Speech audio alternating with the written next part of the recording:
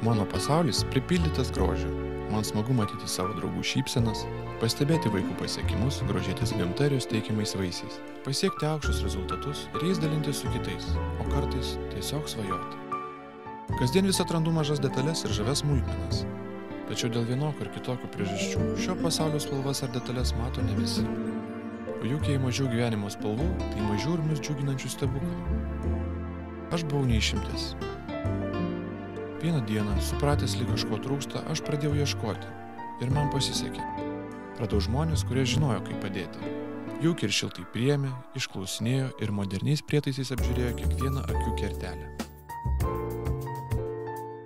Atlikus pradinius tyrimus, akių klinikos Lirema specialistai nustatė negalavimą, o vėliau pilnai ištyrė, norėdami įsitikinti būsimo gydymo sėkme.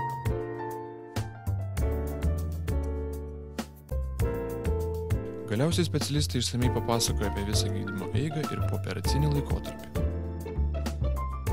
Ir štai aš operacinėje. Čia praleidau bene 20 minučių, o po kelių valandų jau buvau namuose. Jau po savaitės prisėdau prie kompiuterio ir galėjau dalintis savo patirtimi. Mano bičiuliai akių klinikos tinklalapyje irgi atrado savo naudingos informacijos, o kai kurie ir užsiregistravo vizitui.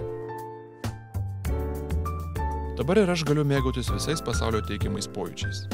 Patogiai sportuoti, kuomet noriu nešioti akinius nuo saulės, įžvelgiant kiekvieną smulkmeną. Galiu nardyti ir mėgautis kiekvienu atspalviu, o išnirus iškart grožėtis peizažu. Žiemą džiaugtis elegantiškai krintančiomis snaigėmis ir nukloti vaiskių sniego patalu, viskančiais saulės atspindžiais. Tiesiog, kiekviename žingsnėje galiu iš naujo įsimylėti mažą akimirką, net nesusimastydamas, jog to galėjo ir nebūti. Šiandien operacija atrodo tik kaip menka akimirka, tačiau ji iš naujo atvėrė mano pasaulį naujoms spalvoms bei formoms ir detalėms. Tai mane įkvėpė dar sparčiau siekti svajonių. Ačiū Jums.